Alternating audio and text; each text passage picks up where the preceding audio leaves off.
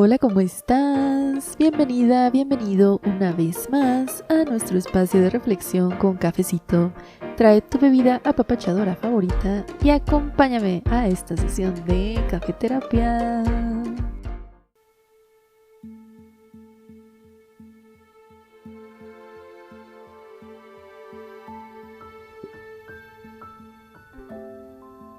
Hola, ¿cómo estás? Espero que muy bien. Yo soy Tania, soy artista, artesana y terapeuta y hoy te propongo que platiquemos sobre el ego desde varias perspectivas, porque creo que es un tema muy actual que muchas veces se malinterpreta o se distorsiona y en realidad hay cosas muy interesantes en torno al ego que vale la pena revisar.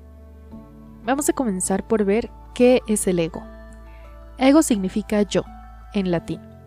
Entonces el ego es literalmente el yo. O en otras palabras, el sentido de identidad. Si de casualidad viste la película de Intensamente 2, ahí explican muchas cosas sobre el sentido de identidad. Es como este conjunto de creencias y percepciones que tenemos de nosotros mismos, como el soy una buena persona o soy muy flojo o así. Freud, en su teoría de la personalidad, tenía al ego como esta parte de la mente que conecta al inconsciente con el consciente, después de las pulsiones o impulsos más primitivos, como un siguiente escalón en la conciencia. Los animales no siempre tienen un sentido del yo, se guían más por sus instintos de supervivencia, pero el ego es ya lo que hace que nos preocupemos, que si estamos gordos, flacos o nuestras percepciones. Para Jung, el ego es uno de los arquetipos básicos y un complejo primario, o sea, es uno de los filtros más importantes con los que percibimos el mundo. En su teoría de complejos tenemos al yo, a la persona y a la sombra como unos de los principales, y brevemente te cuento la diferencia. El ego es quien soy yo, me guste o no, mi esencia, lo que reconozco como yo, como en mi caso como yo, Tania, en tu caso pues tu nombre. La sombra es todo lo que yo no veo en mí o que pienso que no está en mí. Y la persona es la cara que doy al mundo. Como decían los filósofos griegos, la máscara que me pongo todos los días, mi personalidad. No es lo mismo mi sentido de identidad que mi personalidad. Ahí está en el complejo del ego y persona respectivamente. La personalidad puede ir cambiando más fácilmente que el sentido de identidad. Menciono esta aclaración también porque creo que a veces el ego se confunde con la sombra. He escuchado esto como de que el ego es malo y la sombra también es mala, entonces se confunden esos dos, o que el ego es la sombra, como que son el mismo, pero así no es como lo definió Jung, que fue el que empezó a poner estos términos así. El ego es lo que yo soy y la sombra es lo que no soy o lo que no está en mi concepto de yo. Ya pasando a cuestiones más espirituales y del New Age, hay un libro que se llama El Curso de Milagros. Ahí explican que el ego es la ilusión de separación. Esto viene de esta ley universal de que todos somos uno con la vida y con la creación. Y si volvemos también a los principios herméticos, encontramos ese por ahí. Todo es mental, o sea, todo es mente y todo es unidad. Pero el segundo principio hermético es como es arriba, es abajo. Entonces, aquí hay una primera división. El todo se divide en dos, arriba y abajo.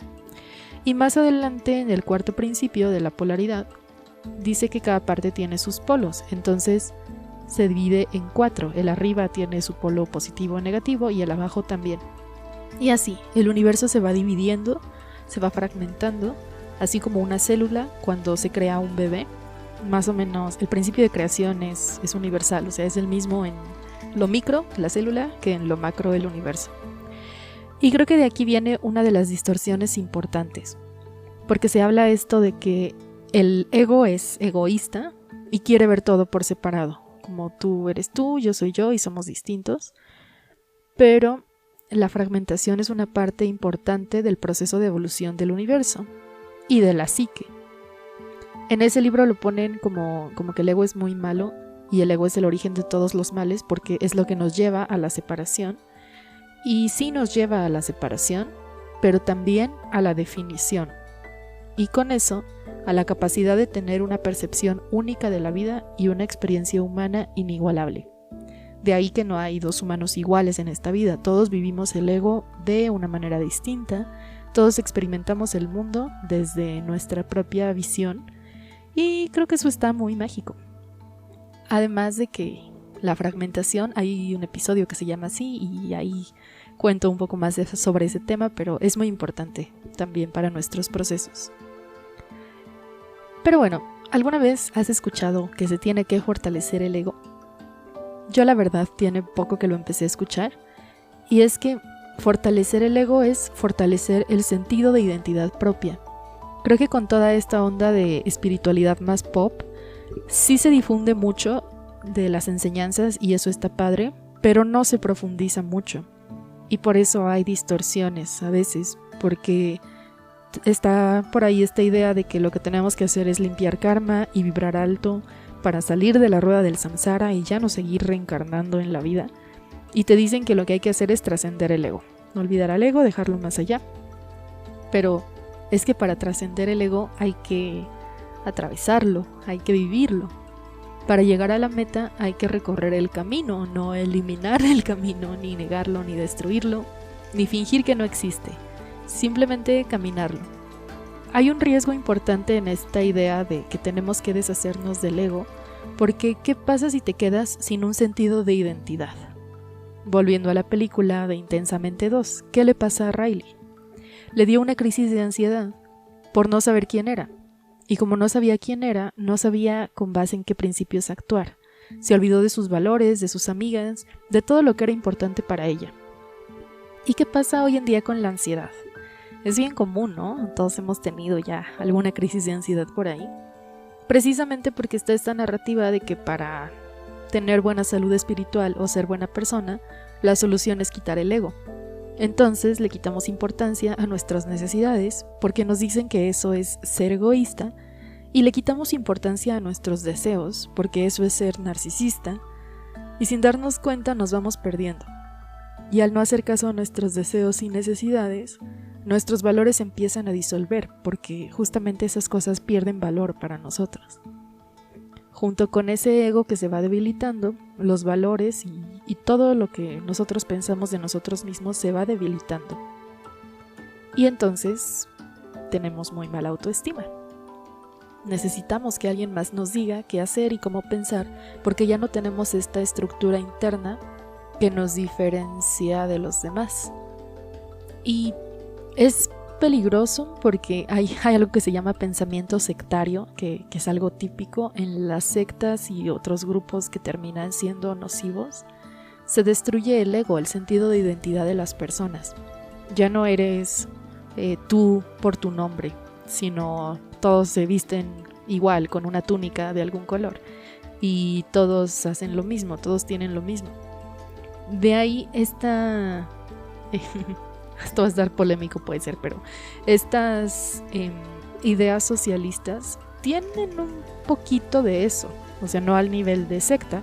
Bueno, hay gente que sí lo lleva a nivel de secta, pero no estoy diciendo que sea el caso de todos, sino que el socialismo tiene un poquito de este tinte de querer que todos estemos parejos, iguales, y que nadie destaque y tampoco nadie, o sea, ni para bien ni para mal, nadie destaque ni para bien ni para mal. Y pues hasta cierto punto está padre porque nadie destaca para mal, pero luego tampoco nadie destaca para bien. Y así no hay como un sentido de progreso, hay como un sentido de ya está, ya llegamos a lo ideal, como de conformismo. Y se pierden estos deseos como de crecimiento, como que creemos que ya es lo máximo. Y también pasa en grupos de apoyo. Hay unos grupos que son como para personas con algún tipo de adicciones y lo que hacen es quebrar el ego de las personas, destruir el ego, lo cual no está mal del todo en un trabajo de proceso personal. A veces se nos quiebra el ego. Lo que sí es peligroso es que no se reforme ese ego, como que no se reformula y las personas dejan de ser un individuo y pasan a ser un grupo, porque el ego ya se disolvió y entonces su vida ya no es en torno a la persona, sino al grupo. Ajá. Así como los adolescentes tienen por regla general un ego débil porque apenas están formando ese ego, apenas se están conociendo a sí mismos. Entonces son muy influenciables por la masa, por lo que van a decir los demás, por el grupito. Pues a veces como adultos también pasa que no fortalecemos bien el ego por cualquier circunstancia de la vida que pasa y no aprendemos a confiar en nosotros mismos. Entonces seguimos mucho a las estructuras grupales, seguimos mucho al colectivo, a pues todo esto, las tendencias, redes sociales y así. Y de hecho, les decía, es sano tener un quiebre del ego, romper nuestras creencias sobre nosotros mismos, así como le pasa a Riley, porque así es como crecemos y nos expandimos.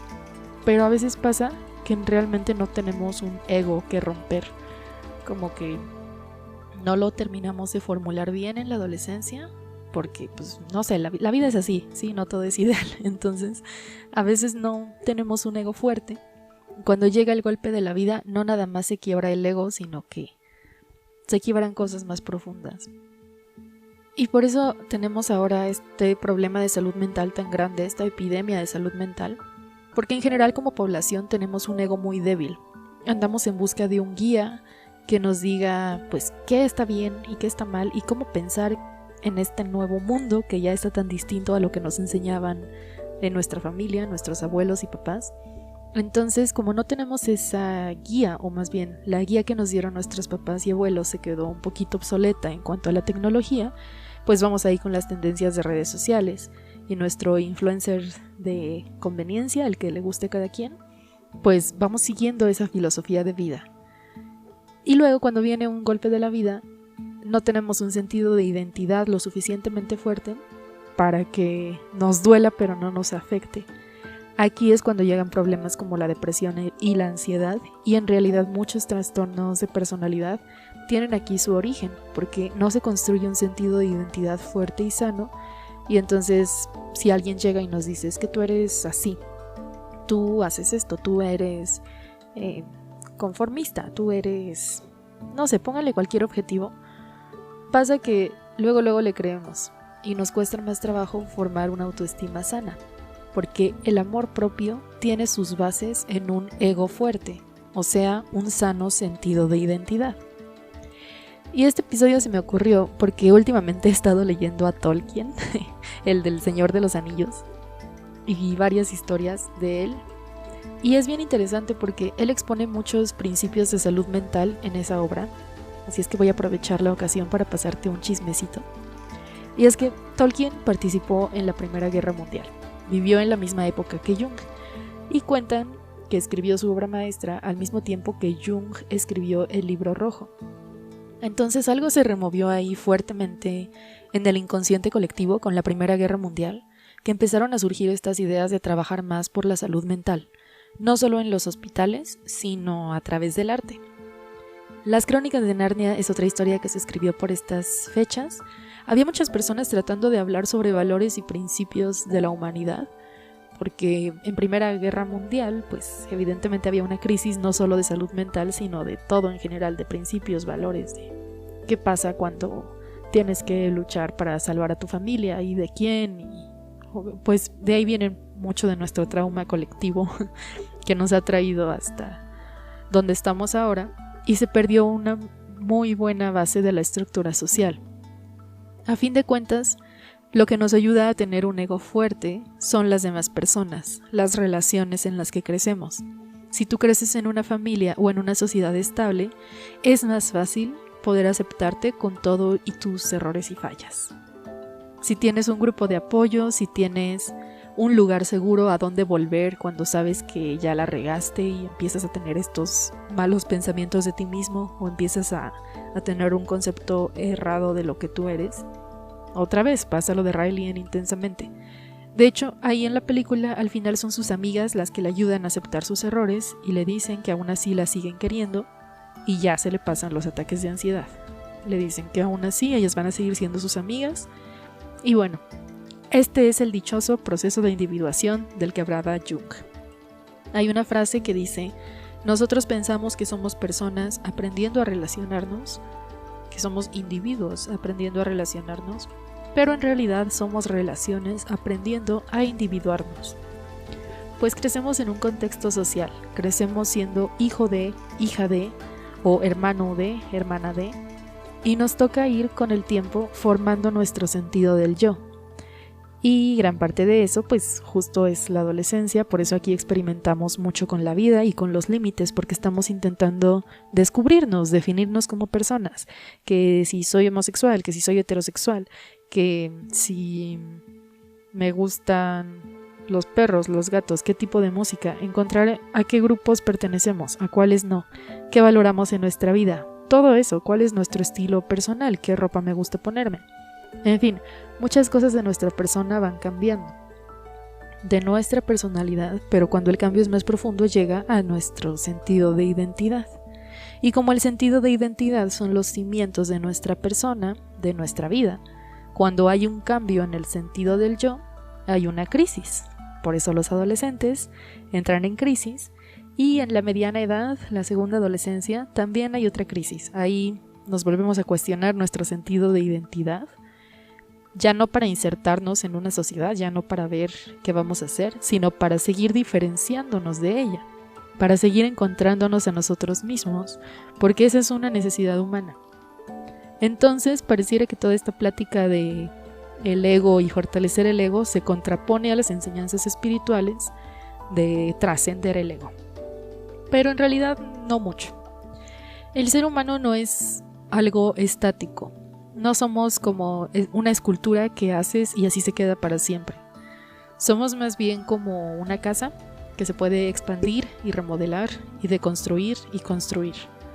Tenemos dentro de nosotros dos impulsos, el de destrucción y el de creación. El impulso de Shiva y el de Vishnu, según la cosmogonía hindú. El yin y el yang, según los chinos. Y así, enseñanzas espirituales antiquísimas nos hablan de estos dos impulsos humanos. Freud les puso pulsión de vida y pulsión de muerte. Jung habló del viaje arquetípico hacia la sombra y de vuelta al yo. Esa es una de las paradojas de la humanidad. El ego se tiene que construir para destruirse. Tenemos que tener un sentido de identidad fuerte para poder tomar decisiones y hacerle frente a la vida y hacernos responsables de nosotros mismos. Pero inevitablemente llegará el momento en el que pase algo que nos cuestione todas nuestras estructuras. Volviendo a la analogía de la casa, vamos a vivir terremotos, inevitablemente, y eso nos va a llevar a volver a reconstruirnos. Y otra vez vamos a tener que hacer este baile entre nuestro mundo interior y nuestro mundo exterior, entre nuestras relaciones con la sociedad y nuestros deseos y necesidades individuales, porque esos deseos individuales son los que nos llevan a avanzar como humanidad. Imagínate si Da Vinci no hubiera hecho sus inventos porque pensaba que eso era egoísta y que solo lo hacía por su propia diversión.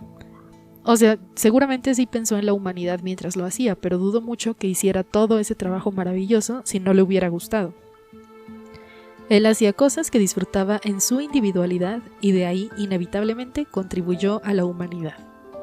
Que esa es otra paradoja de la vida. Cuando empiezas a hacer cosas por ti, desde el amor, para cubrir tus necesidades profundas, para sanar esas partes de ti que nadie más puede sanar, aunque no quieras, terminas ayudando a más personas. Que para este punto del camino yo creo que todos queremos, yo creo que al ir sanando a todos nos dan ganas de ayudar a los demás, porque sabemos lo que se siente. Pero por algo en los aviones dicen, primero ponte tú la mascarilla y luego ayudas al de al lado. Si a ti te falta oxígeno, ¿cómo vas a ver bien lo que tienes que hacer? Si estás luchando por tu supervivencia, ¿cómo vas a crear una obra maestra para el mundo? Es bien importante esta estructura interna individual para nuestra vida en la Tierra. Tener un ego fuerte no es ser mala persona, ni es ser egoísta. A veces es curioso porque cuando anteponemos las necesidades de los demás a las nuestras, empezamos a ser egoístas, empezamos a tenerle rencor a la gente.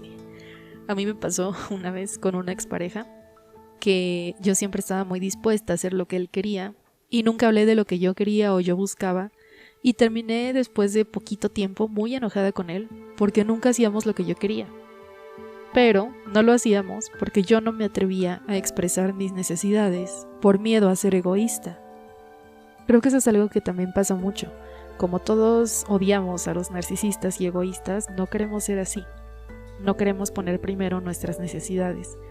Y sí, un exceso es malo, como en todo en la vida, pero una falta de servicio propio tampoco es bueno. Así que en resumen, el equilibrio espiritual viene de la aceptación de las dos partes. El amor y el servicio propio, amor al yo, balanceado con el amor y el servicio a los demás. ¿Quieren alinearse sus chakras? Así es como se hace. La mitad de los chakras tienen energía hacia el yo, hacia el individuo, y la otra mitad hacia el todo. Se necesitan ambas fuerzas para lograr el equilibrio. Recuerda, el arriba tiene dos polos y el abajo también. Como es arriba, es abajo. No tengas miedo de conocerte y reconocer a tu ego. Ese es el camino que hay que recorrer para llegar al destino, para trascender al yo. Porque primero hay que construir un yo que trascender. Si no, pues no hay nada que hacer. Y bueno, recordemos que Jung también tenía algo de influencia religiosa, bueno, de distintas perspectivas espirituales. Por eso retomo la teoría de Jung siempre para hablar de estos temas. Y por cierto, si quieren leer algo buenísimo al respecto, si les interesa el tema, si se quedaron con ganas de saber más o de saber cómo se construye el dichoso ego, James Hollis tiene un libro que se llama Encontrar sentido en la segunda mitad de la vida. Aclaro que yo no lo he leído completo, pero es un gran lugar para empezar si te interesa fortalecer tu sentido de identidad. Y ya no le tengamos miedo al ego. Cuando mandamos al ego a la sombra y ya no lo queremos reconocer, corremos más riesgo de desbalancear la psique. Y la verdad es que pues tenerle miedo al ego es tenerle miedo a nuestro propio concepto de nosotros mismos, lo cual implica que tenemos un mal concepto de nosotros mismos y por lo tanto hay que trabajar en eso. En fin, espero que te haya gustado este episodio. Sé que toqué varias cosas distintas, pero espero que no haya quedado muy revuelto. No creo, yo creo que sí, ¿se entiende? Y pues que te resulte útil. Yo me despido por aquí, te mando un abrazo grande y nos vemos a la que sigue. Bye.